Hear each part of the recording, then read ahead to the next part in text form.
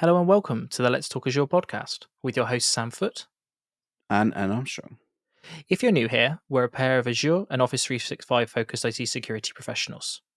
It's episode 22 of season 5. Alan and I recently had a discussion around Data API Builder.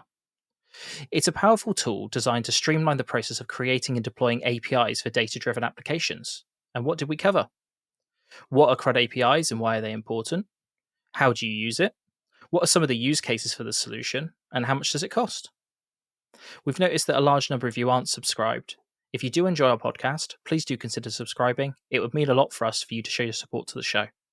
It's a really great episode, so without further delay, let's jump in. Hey Alan, how are you doing this week? Hey Sam, not doing too bad. How are you?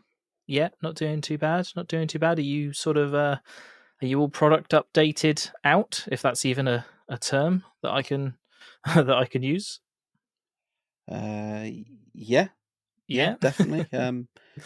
Yeah, still running through all the updates and checking some of them out that I didn't know about, but not tested out yet.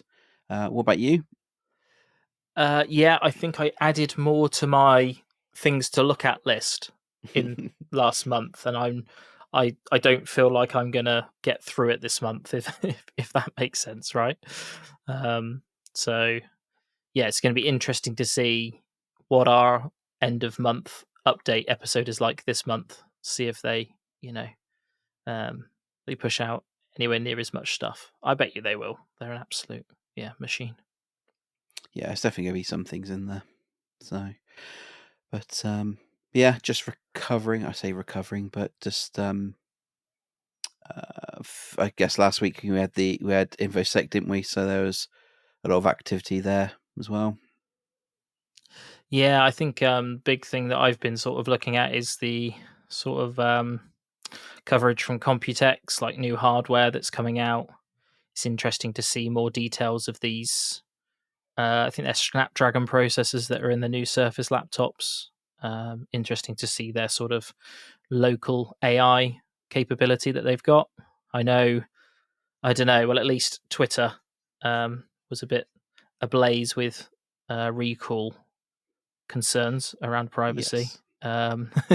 I think Microsoft actually put a blog post out saying that it's going to be opt-in now, I believe. So yeah, just to calm things down, I think a little bit. But also interesting to see Apple's WWDC as well, of them pushing onto, they're not calling it AI, they're calling it, Apple Intelligence, and their sort of viewpoint of on-device, models. So it does feel like sort of edge AI at the edge. I don't know if that's a term, probably is what it is now, I suppose. That seems to be more and more of a thing to me now, I wonder if that's to also reduce some load server side as well, push some of that processing onto the endpoints. Yeah, I mean, it's not what this episode's on about, but it was interesting because we were talking about this earlier today. But it does look like since Pixel 4, there's been an NPU present for the Google side, or Android side there, for Google Pixels at least. So it's been a small presence there at least since then. Yes, it'd be really interesting to see what happens in that space. Obviously, changes almost every week. Yes. Okay. So let's get on with this episode. So we are talking about Data API Builder, a product I never knew existed until, was it last episode or episode? Yes, Before and it wasn't. It hasn't been out for a year. That was right, wasn't it? In preview. Yes. It's like, whoa, this is one of those ones that they just put live. That's a bit weird, isn't it? And then Alan sends me a link going, no, it's been in preview for a year, Sam. I can't believe I missed this one. Yeah, I'm actually quite excited by it. Okay, so Sam, I guess if we kind of start from the beginning, what are CRUD? What is CRUD, and what is CRUD APIs? And I suppose what are APIs in general? Yeah, so let's talk about APIs in general, just to start off with. So APIs, application programming interfaces, they come in sort of many different forms, but primarily on the web. The sort of um, a way that people approach APIs is through what's called REST APIs. I would, I can't be certain, but that is the sort of the main delivery mechanism nowadays. I would say there's lots of other different API technologies. SOAP with XML. That you've got REST, you've now got GraphQL. We'll talk about that a little bit as well. But basically, and APIs can also be not just web-driven APIs; they can be on your device and the sort of lower-level APIs. But essentially, an API is a way for two different systems to define a contract, let's say, about how they're going to communicate with each other. So you've got Word and probably a bad example, SharePoint and Dataverse as an example, and they want to talk to each other. Um, an API can be defined, and that can sit sort of wherever, but an API and a contract can be defined from sort of a server and a host, and then a client can then connect to that API and transmit and receive data via that API. Why are they important? It allows sort of distributed and disconnected or loosely coupled systems. So if you're an organization and you've got well, let's use that example. You've got SharePoint. Well, let's say you've got Dataverse and you want to pull some data into Power BI as an example. You might use an API to go and get that information. Now they're two different technologies, but they have a common way of communicating with each other. So there's lots of different standards for APIs and the sort of different flavors, but essentially it allows you to bridge systems together.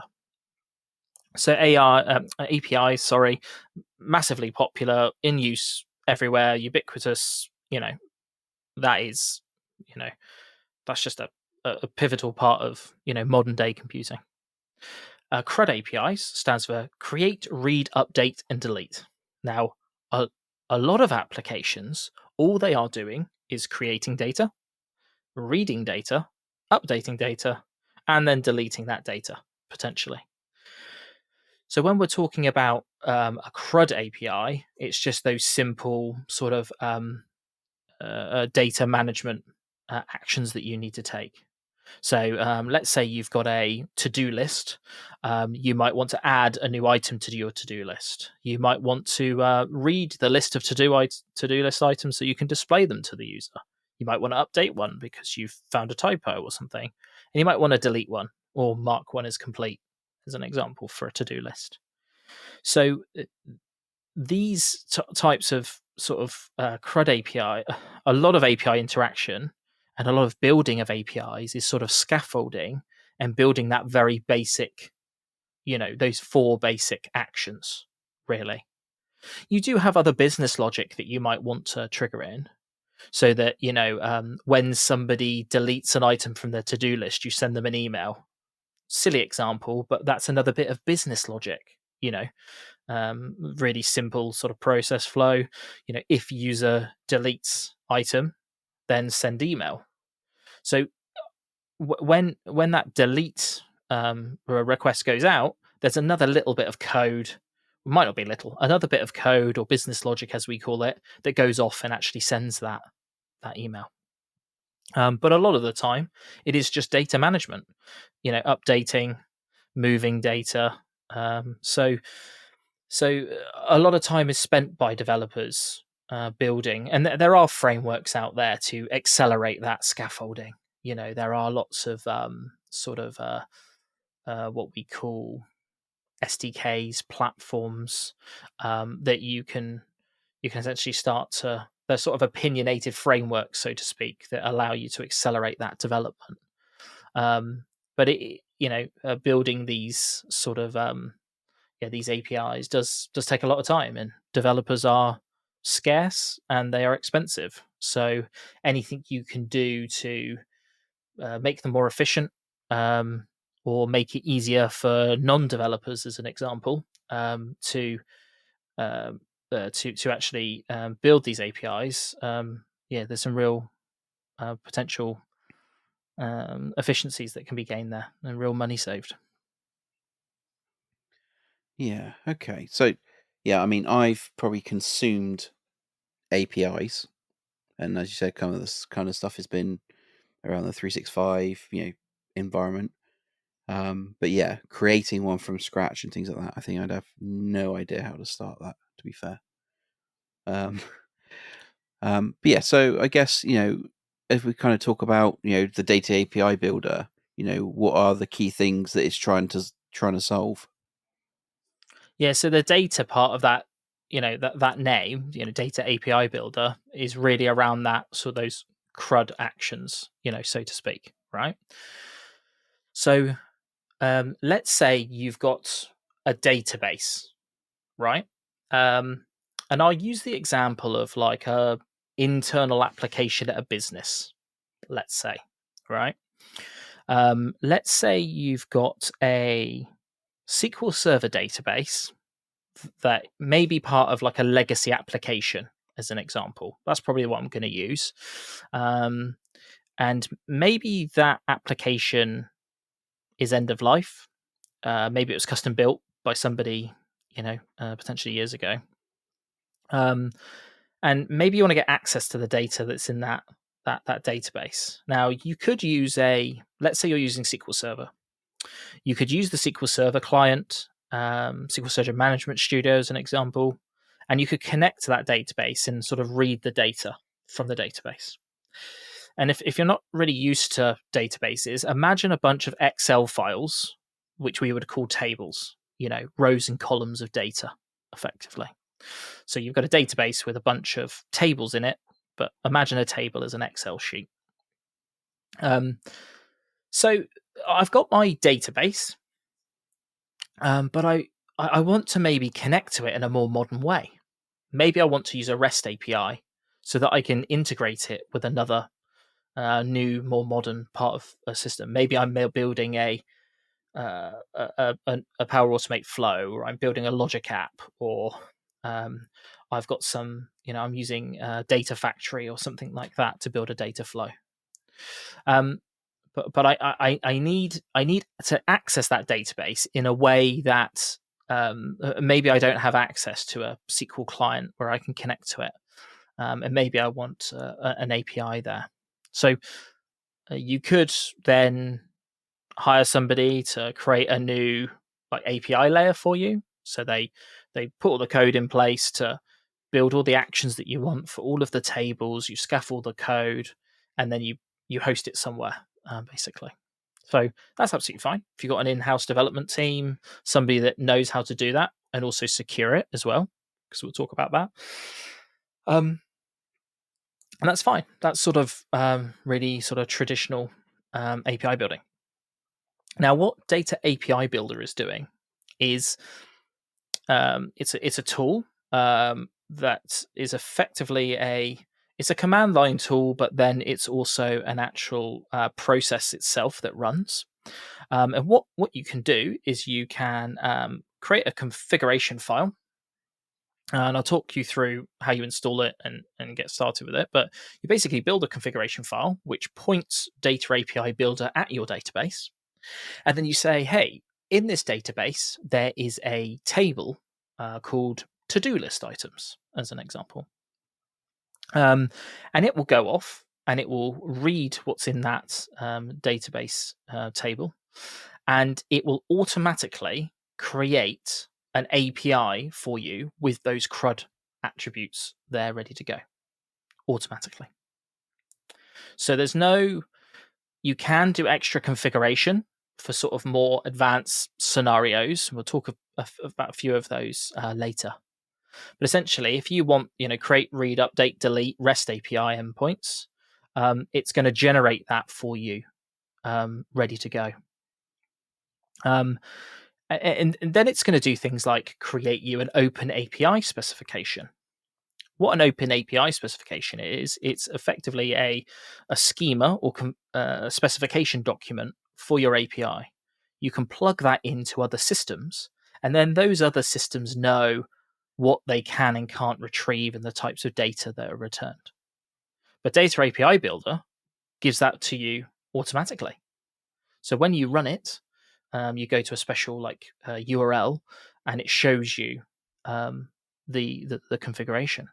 So if you want to plug that into other systems, like Logic Apps as an example, they can take OpenAPI specifications, Copilot for security. There's loads of other systems that use these specifications. I'm not going to really go into that, but that's another thing you would have to build. And there's SDKs and plugins that sort of allow you to do that. But it's really giving you that accelerated API building. Now, okay, it's not going to be as customizable. But let's say you do just want to do, CRUD work on a database. You might not ever need anything more complicated than that. You might want to keep all of your sort of CRUD logic, so to speak, as part of this process, and then you make your own separate set of bespoke function apps or logic apps to do anything else that you might want to do. If you want to pile on any other business logic, because when you're actually talking and saving to the database, you can go one way, and then you can go another way if it will go direct if you also want to. Now, the really cool part about this is and the shortened name is DAB, so that's what I'm going to use going forward, right? But DAB supports SQL Server, so on-premise SQL Server, SQL Server Express, I assume, Azure SQL, Azure Cosmos DB, PostgreSQL, Azure Database for Postgres, Azure Cosmos DB for Postgres, MySQL, Azure Database for MySQL, and Azure SQL Data Warehouse. So there's lots of different environments that this piece of technology will talk to. And you'll also notice that there's some non-Azure, prefixed technologies there, just like native SQL Server, native MySQL, native Postgres.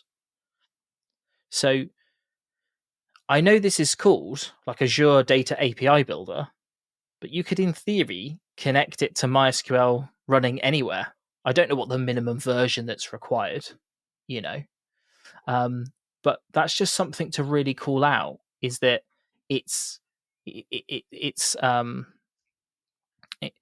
supports a lot of different technologies, which is really positive to see. Yeah, it does. It does sound very interesting. What was I thinking about?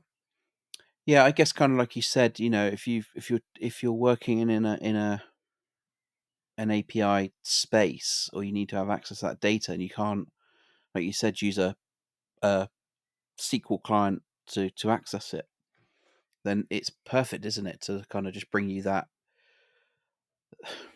that API to you quite quickly as well. Because I guess in some theory you could at least use it if you really needed to do maybe a more advanced API.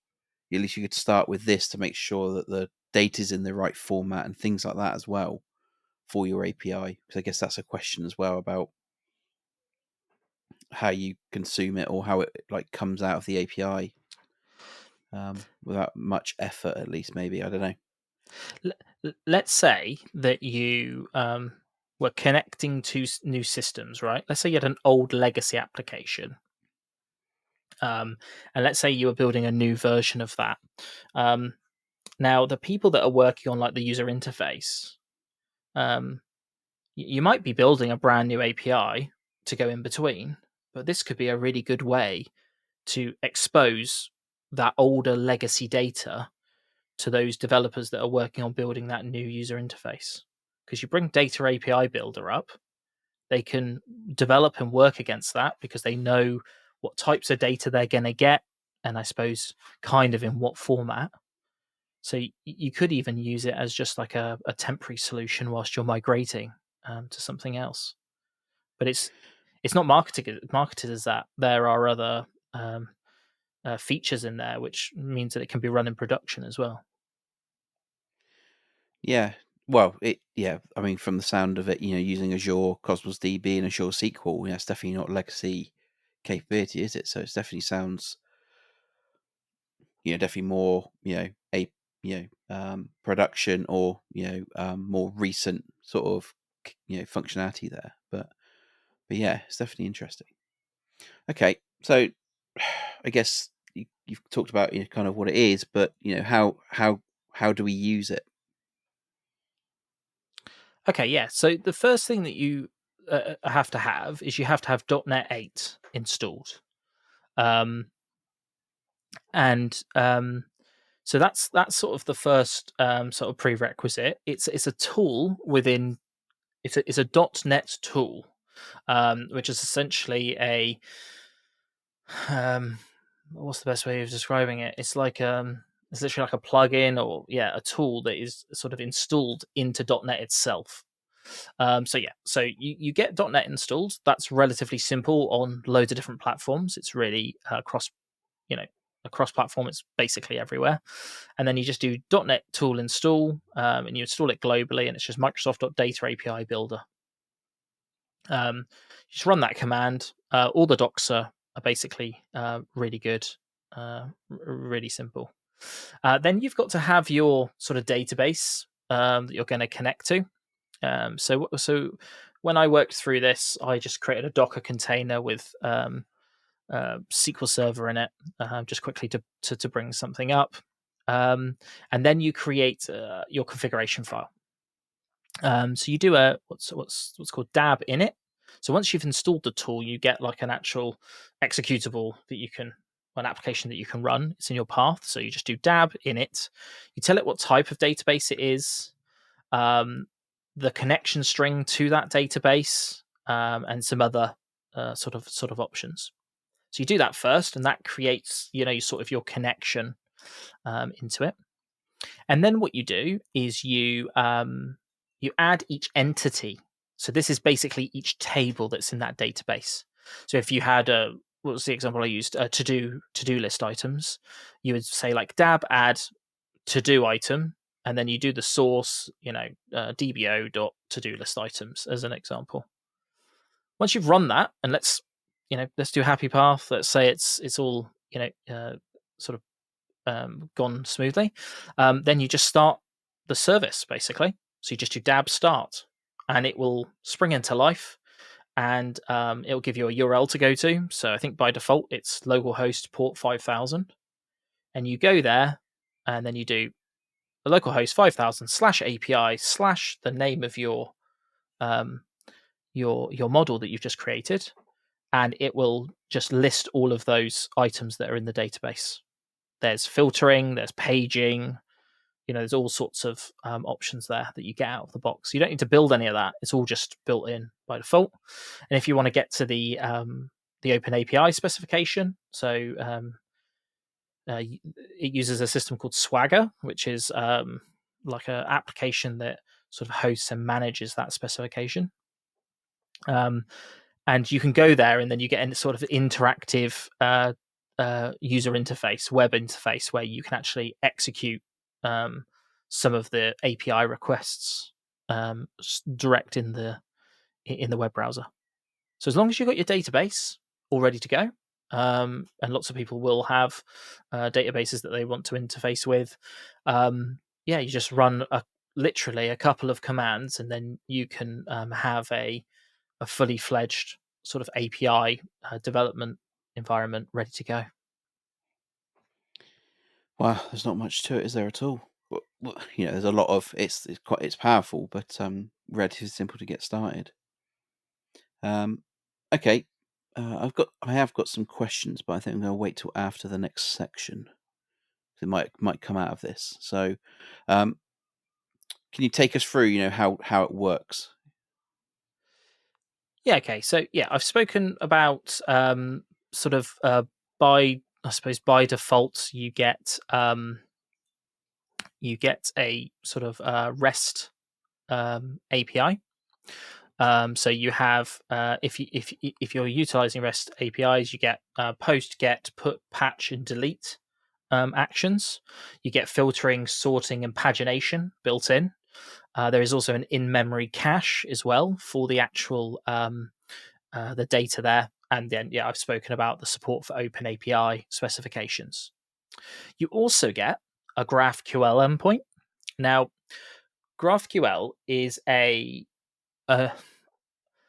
relatively new, I say relatively because GraphQL has been out for a while now, but GraphQL is a different type of sort of API technology.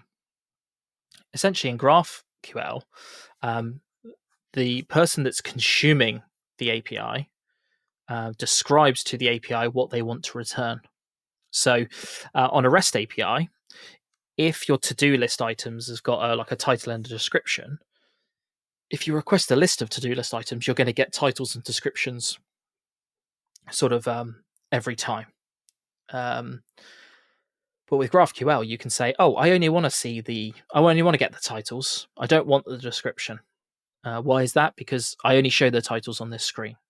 And GraphQL was sort of driven out of sort of a mobile development perspective of just requesting the minimal amount of data that you effectively need.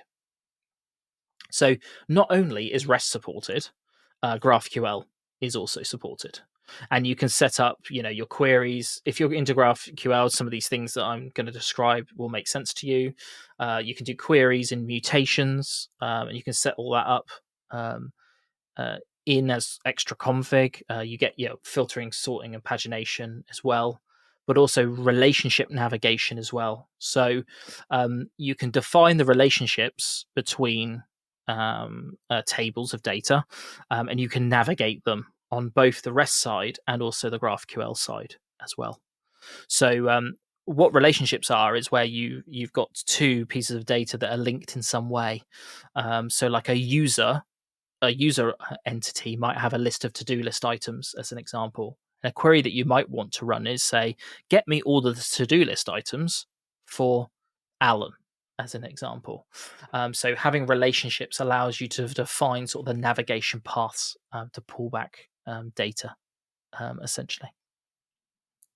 There is also an environments, a way that you can essentially run. You can essentially run different configurations dependent on the actual environment that you're looking at. So different configuration files can be set up for development, production, staging. Different connection strings for staging and development, staging, and production. That type of thing.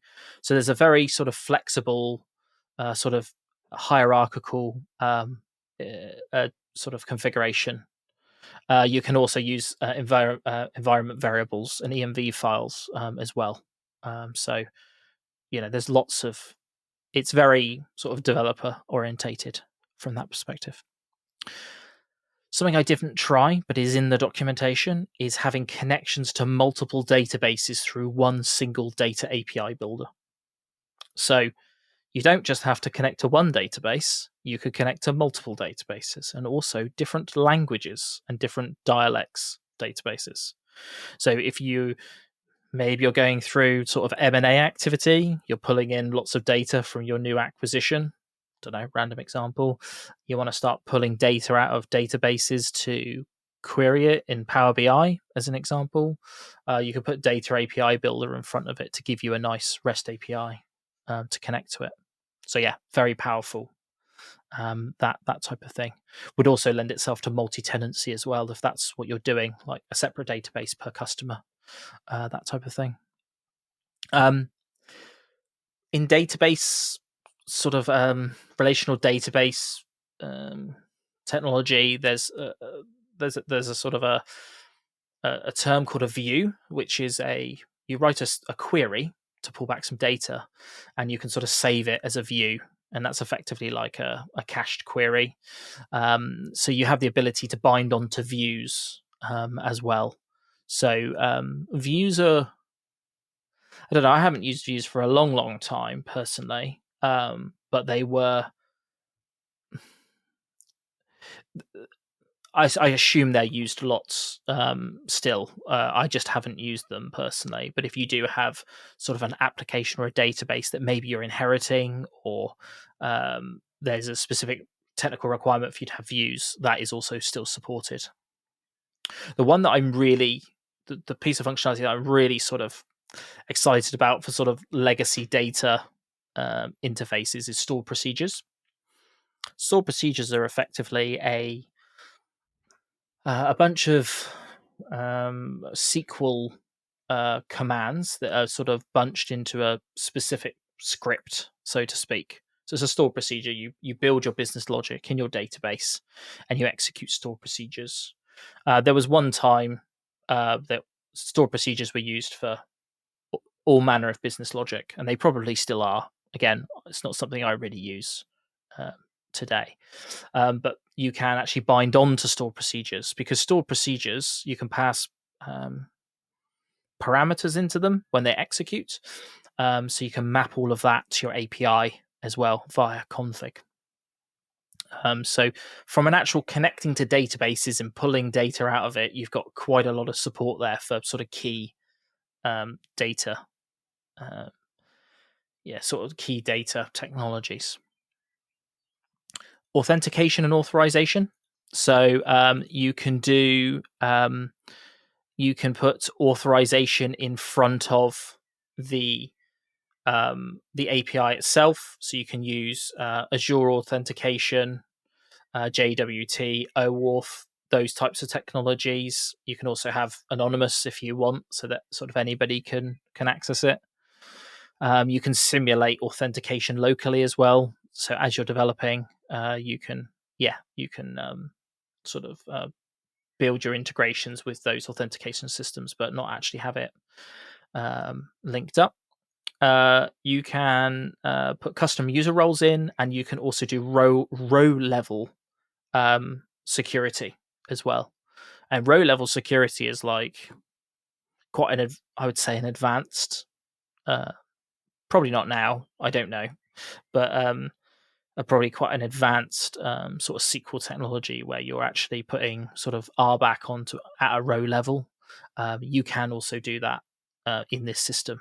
So that's quite a sort of an advanced part of a lot of frameworks and ORMs. So it's really good to see that you can do that. Last part I just wanted to touch on was deployment. So this is where it gets probably the most impressive, I would say, is that it's essentially designed to be deployed into modern sort of hosting stacks. So Azure App Service is supported, Azure Container instances, Azure Container Apps, Kubernetes. So effectively, it can be containerized. But what is also really impressive is Azure Static Web Apps. Now, Azure Static Web Apps is a service where you can host literally static web applications, but it's really, really cheap to do that. It's very cost efficient to do that, because when you run this application, it's sort of a static application that runs in people's browsers. So you put all the processing load onto the end user. So it's a lot cheaper than app service, as an example, because there's not a runtime there. Users are getting client-side applications, things like React, Vue, Angular, and they're running those applications in their browser. But there's an integration with Data API Builder where you can essentially deploy it to a static web app with a database connection. I didn't go to the lengths of actually trying that, but if you are running a static web application, which a lot of people are now, like React as an example, massively popular, there's actually a sort of an integration directly into static web apps as well for you there. So that could be another large piece of of infrastructure that you don't need to configure. But also because you can essentially run it in a Docker container, you can host it anywhere you want. So it is called like Azure Data API Builder, but you could run it anywhere you want. And the only last bit that I just wanted to just call out is that it's integrated with application insights as well, so you can monitor it when you push it up to Azure. I don't know about other monitoring solutions, but it does log to like standard out. So wherever you're sort of hosting it, you can pull those logs and get some insights from that perspective. Whistle stop tour, but if you build APIs, and I've just talked through all of those different concepts, a lot of those things are hard to achieve, and this is like literally minutes to configure it. Yeah, okay. So you did answer my questions then, which was about the deployment part. Yeah. So when you were starting to say, you have to, install it with, was it .NET? Oh, Yeah. sorry, .NET 8 Yeah. and things like that. I was thinking you have to host this on IaaS or something to be able to even do it. But as you said, you can run in API service and things like app service. So yeah, okay, that makes sense now. It's great, doesn't it? It sounds really great, especially the authorization. I know I'm the security hat or security head, but like you said, doing row-based access control and things like that, especially against a legacy database, like you said, or maybe an older one that maybe doesn't support it, or it's a database you maybe don't want to mess with, maybe. Exactly, Alan. Yeah, because And go on. what you could do is you could give it a read-only connection string or account and just pull data for BI through it if you wanted to. Yeah, So yeah, and I was thinking about it as well that we kind of talked about migration of data and things like that, and I guess this is kind of the reason why you use APIs generally, in front of data, because you can change that back end quite easily, because as long as your schema still fits and everything, your application will then just doesn't even need to know what type of connections behind it. So yeah, yeah, I think it's great. and just to go back to your sort of authentication perspective, the native sort of JWT provider, like I'm not joking, like 6 lines of JSON in the config file, provider, Azure AD, JWT, audience, pass the app ID in, the issuer, login.microsoft.com / Azure, AD tenant ID /v2, done, authed, right? So like it's really powerful from that perspective, I mean, you're right. That's another thing. You can in effect have Entra ID authentication against any database that maybe doesn't support it for on-prem and things Correct. like that. Yeah, and as long as this is hosted in a place that's got connectivity to that environment, because you can effectively host it anywhere, right? So as long as that Docker container is, or wherever it's hosted, has got like, VNet or networking to somewhere, you don't even have to, as long as that connection has got a path to wherever you're, it could be on-prem, via VPN if you want to, like it could go anywhere, basically. Yeah. Wow. Okay. The question we always ask, how much does it cost? Because there's a lot of capability here.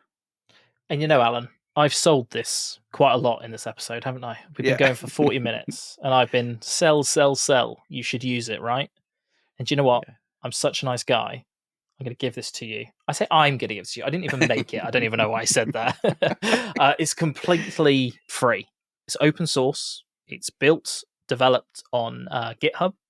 It's under an MIT license, which I believe is a, sort of corporation, organization, for profit, safe license. So yeah, it's just there in the community to be used, essentially. which Wow. is, Okay. and that's why I'm so like excited by it, because it accelerates your development, right? You can host it anywhere you want. It doesn't have to be in Azure because it could be hosted anywhere, right? I mean, I'm sure Microsoft would want you to host it in Azure. That's probably why they they make it, right? But yeah, loads of upvotes on nearly 800 stars, 300 issues on GitHub, which might sound like a bad thing, but that shows that a lot of people are actually using it. I would say personally. So yeah, so I think actually it's it's a really good one to keep as part of the toolkit. That's for sure. Yeah, definitely. I mean, I thought of a few things we could use it for.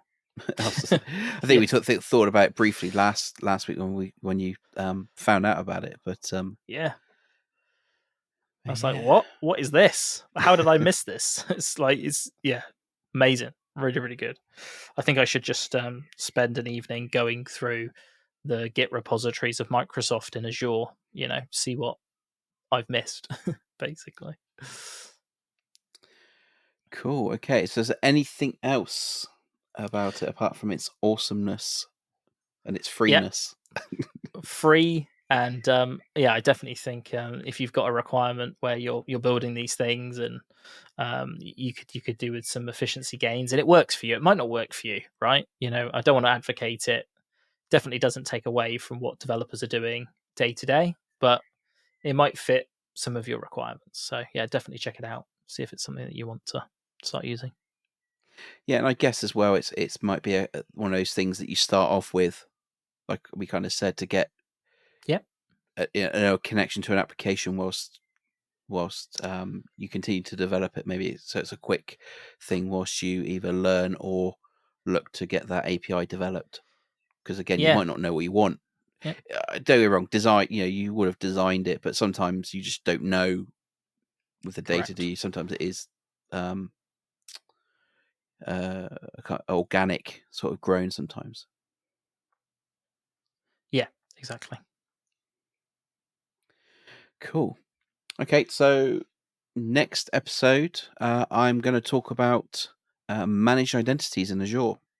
This is going to be around kind of the reasons why to use them, what potentially you might have done previously, and the pros. The pros around using them, and getting away from using certificates and secrets with app registrations where you can, at least. So yeah, I think it'll be an okay episode. Yeah. No, important topic in Azure. That's for sure. That I think does take a little bit of time to get your head around, but once you do, it's then a no-brainer, I would say, personally. Yeah, and there's some stuff I found out about where you can use it actually elsewhere for other services. Nice. Um, so, yeah, we'll talk about that as well. Okay. Did you enjoy this episode? If so, please do consider leaving us a review on Apple or Spotify. This really helps us reach out to people like yourselves.